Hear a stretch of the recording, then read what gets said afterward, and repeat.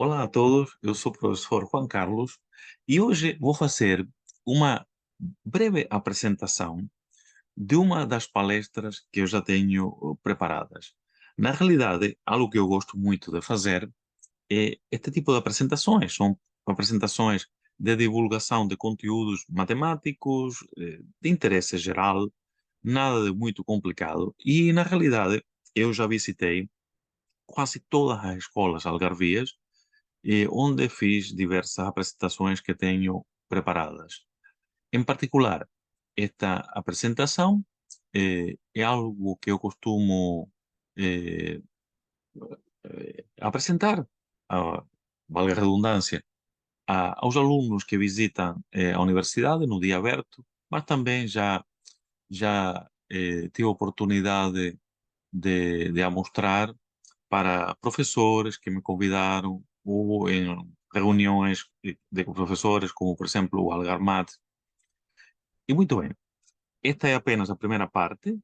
É uma primeira parte dedicada à vida de um matemático português, associado a grandes descobrimentos portugueses, e portanto é de interesse para todos os portugueses. Eh, Na realidade, eu não conhecia o Pedro Nunes. Esta primeira parte é dedicada a Pedro Nunes. Eu descobri esta personalidade quando foram as comemorações pelos 500 anos dos grandes descobrimentos portugueses e fiquei fascinado pela vida deste grande matemático.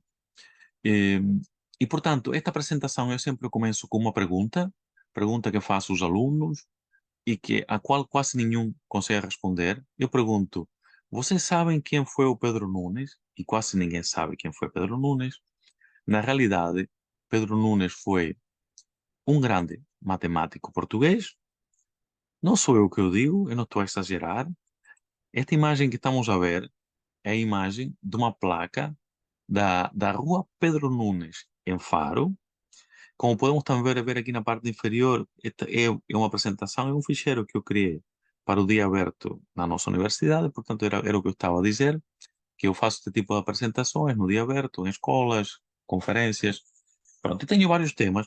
Se algum professor desejar que eu faça este tipo, esta ou outra apresentação, ou então preparar um novo material, estou disponível para, para, para fazer esta apresentação. Bom, então vamos continuar. Pedro Nunes recebeu muitas honras. Estamos a ver o nome de uma rua, mas também eh, existiram moedas portuguesas com a imagem do Pedro Nunes, nomeadamente uma moeda, eu lembro-me, uma moeda de 100 escudos que circulou em Portugal pouco antes do euro, onde estava a imagem de Pedro Nunes. E algo que muitas pessoas não conhecem, e é lamentável, era bom que todos soubessem, que no padrão dos descobrimentos também está representado a imagem de um matemático português. Sim, senhor. Esta conhecida fotografia do padrão dos descobrimentos. E se fazemos aqui uma espécie de ampliação, podemos ver que esta estátua aqui representa a Pedro Nunes, que da maneira como ele é imortalizado no padrão dos descobrimentos, está a segurar uma esfera, que obviamente é a esfera terrestre, e também está a segurar um instrumento de medição, que parece ser um compasso, e como podemos observar, na esfera terrestre estão os meridianos e os paralelos, mas há uma curva enviosada. Esta curva foi pela primeira vez descrita por Pedro Nunes e teve uma importância enorme na cartografia até os dias de hoje. Daqui a pouco eu vou explicar melhor que curva era essa e vou tentar transmitir, eh, dar uma ideia da importância que teve. Muito bem, então, eh, eu referi que Pedro Nunes foi um grande matemático português e este livro, cuja imagem eu vou mostrar, é uma imagem da capa, foi publicado em 1646. Esta imagem que eu vou mostrar foi-me fornecida, e eu agradeço a gentileza, pelo professor Henrique Leitão, um professor que se tem dedicado à história da matemática e através do qual eu conheci pela primeira vez a vida y a obra de Pedro Nunes. Y fiquei, como les dije, fascinado por este matemático portugués. Bom, e este livro, esta é a capa do livro, e como podemos ver, se vemos com algum pormenor, estão aqui alguns matemáticos. Na parte superior está Euclides, considerado pai da geometria, nome que todos já ouvimos na escola, pelo menos. Eh, Está o Diofanto que existe algumas equações que ficaram registradas com o nome dele. O Cartan, nome associado à resolução de equações, nomeadamente a resolução de equações de terceiro grau. Eh, Está o Vieta também. Existe um teorema com o nome dele, Teorema de Vieta também, que tem a ver com a resolução também de equações. Está aqui um matemático que eu, lamentavelmente, não conheço. E aqui na parte inferior está Pedro Nunes. E isto é uma imagem notável, porque estamos a ver aqui, e isto é um livro de 1646, quer dizer que foi aproximadamente pouco mais de 100 anos depois da morte do Pedro Nunes, se calhar nem tanto, e, e portanto, pelos seus pares, ou pelo menos pelo autor deste livro, Pedro Nunes é colocado numa mesma imagem com Euclides, Diofanto, Cartan, Vieta. São nomes que têm vencido o desafio do tempo. Curiosamente, o Pedro Nunes não. Tem sido um pouco esquecido e também aqui em Portugal, o que para mim é lamentável, porque se Portugal teve um passado glorioso de grandes descobertas, de afirmação em todo o mundo como uma nação poderosa, moderna na altura, líder, também o fez porque teve cientistas de renome, como por exemplo Pedro Nunes. E, lamentavelmente, era um nome que se devia dar mais importância. Eh, a vezes eu fico com a sensação eh, de que os nossos alunos parece que chegam como que condenados a que eles não podem saber muita matemática, que a matemática em Portugal nunca vai atingir grandes níveis, mas não é bem assim. Não é bem assim. Há 500 anos existiu em Portugal pelo menos um matemático que era respeitado pelos seus pares em todo, digamos, o mundo ocidental, pelo menos aqui na Europa. E vamos então ver quando foi que o Pedro Nunes viveu, os principais momentos da sua vida e o que é que estava acontecendo no mundo nessa altura. Está aqui algumas datas relevantes.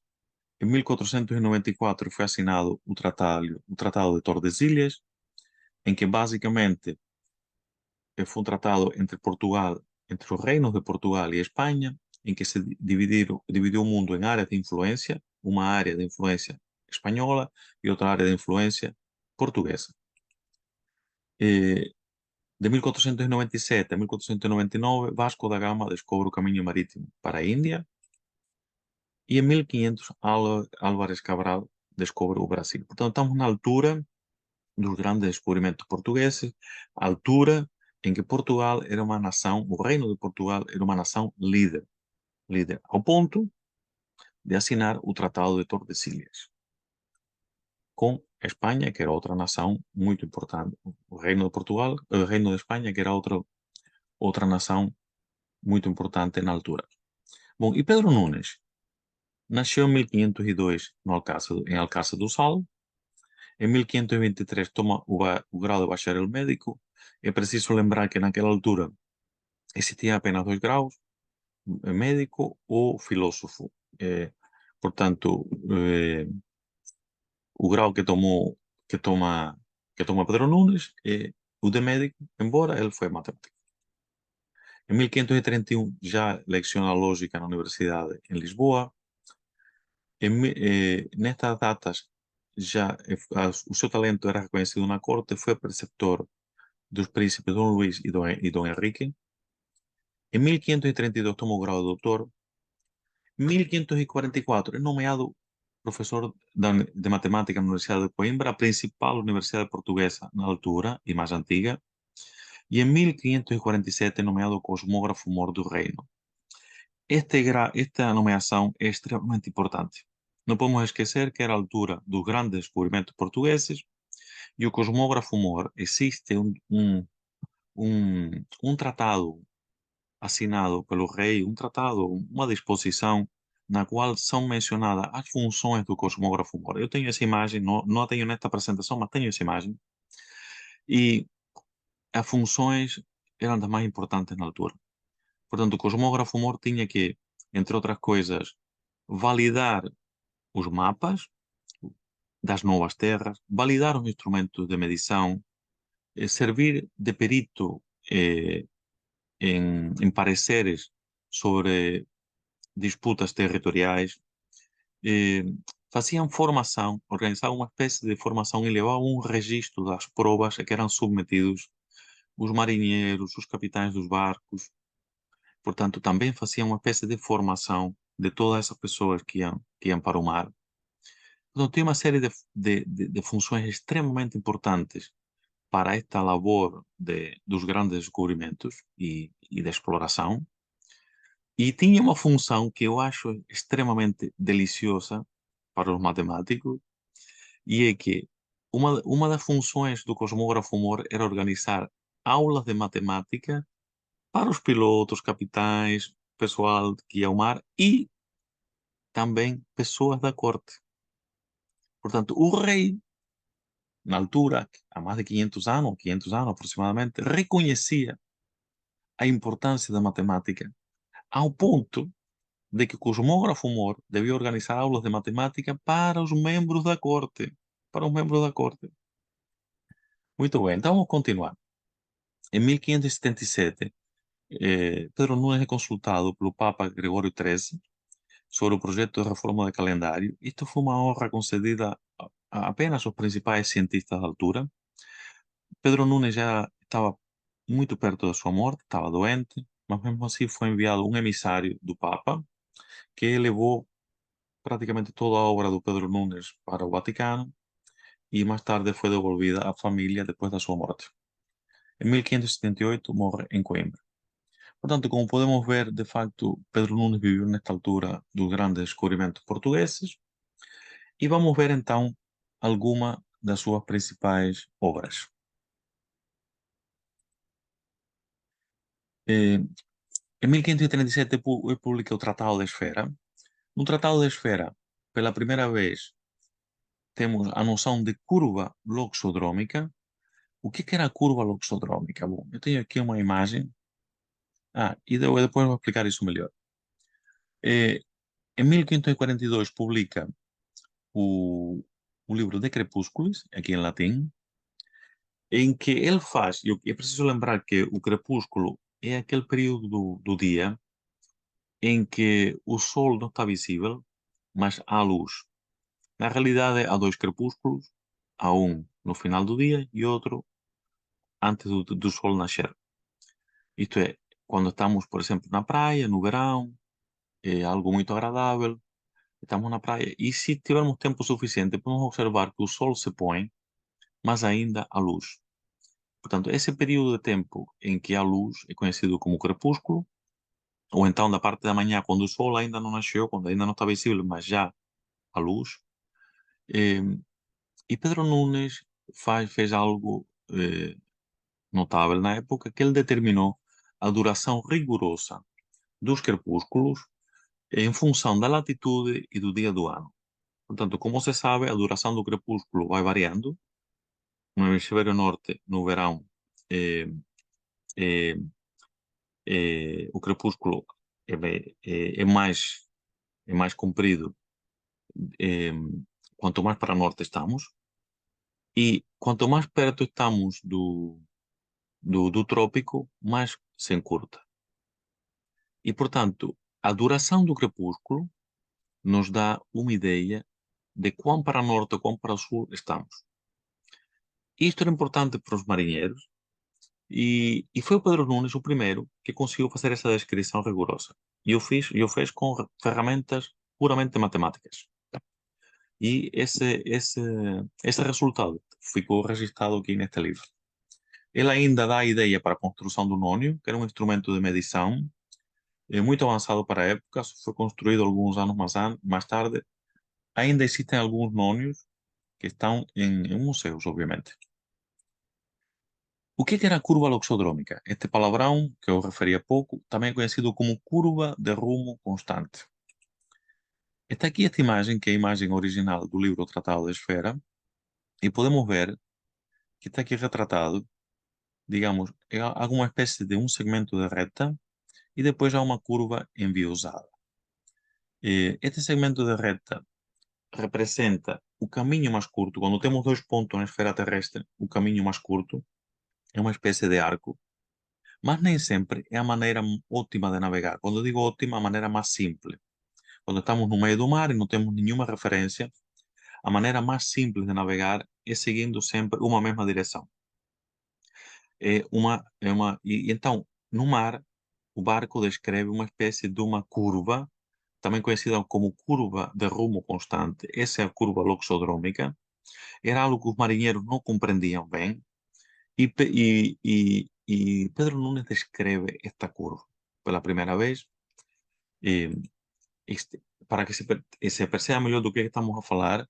Estão aqui as imagens de duas obras de arte que foram construídas com a ideia desta curva loxodrômica, curva de rumo constante. Como podemos observar, estas linhas que estão aqui são as linhas que um barco descreveria na esfera terrestre, ou algo, um ponto que se movimente, sempre seguindo a mesma direção. Por exemplo, com uma bússola, não sei, 15 graus, 20 graus, não sei, pronto. Por aqui a especular, que eu disso não percebo muito. Pronto, seguindo uma direção constante, se descreve uma certa curvas que, digamos assim, se enrolam à volta dos polos. Os matemáticos diriam que o limite, o polo, acontece que na altura o conceito de limite, na altura em que o Pedro Nunes descreveu a curva, o conceito de limite nem sequer existia, para que se compreenda quão avançado isto era.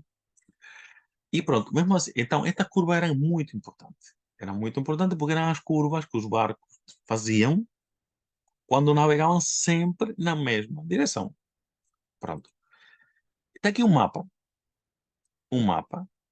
em que está representado duas cidades, Nova York e Lisboa, e essas cidades estão aqui na esfera terrestre, estão a ver?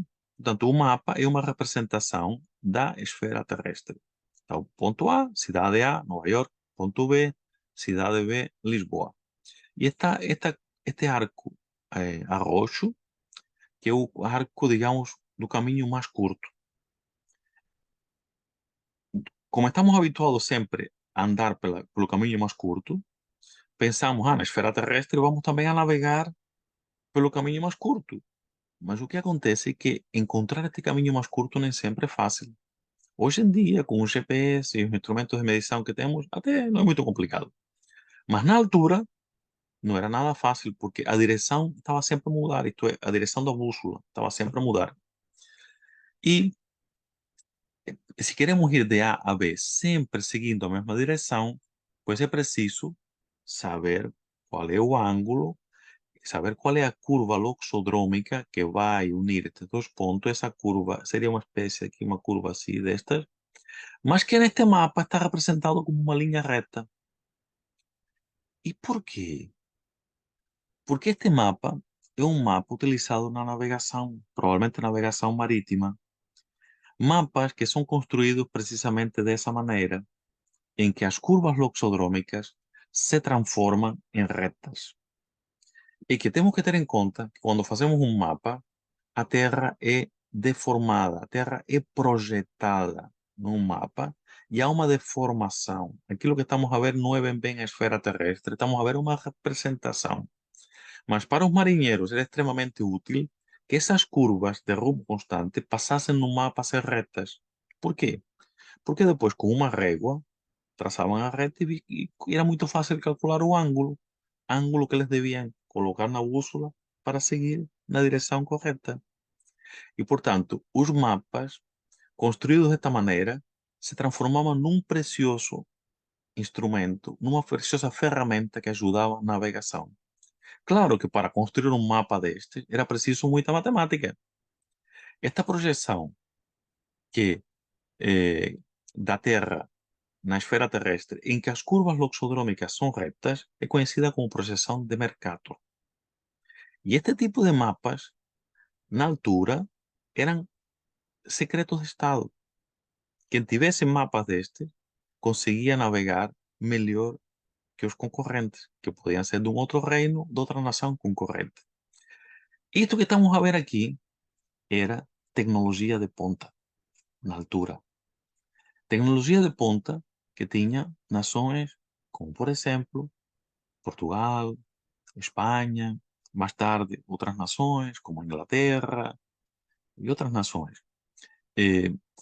Mas essa tecnologia de ponta foi criada por pessoas extremamente talentosas, entre as quais, talvez, o mais conhecido, Pedro Nunes. E essa ligação entre o talento, entre a educação, a formação e a criação de novas tecnologias, essa mistura é a que dá a vantagem das nações. Esse tipo de conjugação o podemos ver até os dias de hoje. Basta pensar em quais são as principais tecnologias da atualidade. À mente nos vêm nomes de algumas empresas, eh, Google, eh, Elon Musk, eh, GPS e coisas assim. Mas se começamos a pensar do que está por detrás dessas tecnologias que têm revolucionado o nosso dia, tecnologias graças às quais estamos a comunicar neste momento. O que está por detrás disto? Está o talento de muitas pessoas que trabalham para essas empresas e, e empresas que quase todas pertencem a um reduzido grupo de nações que são hoje os líderes na cena mundial.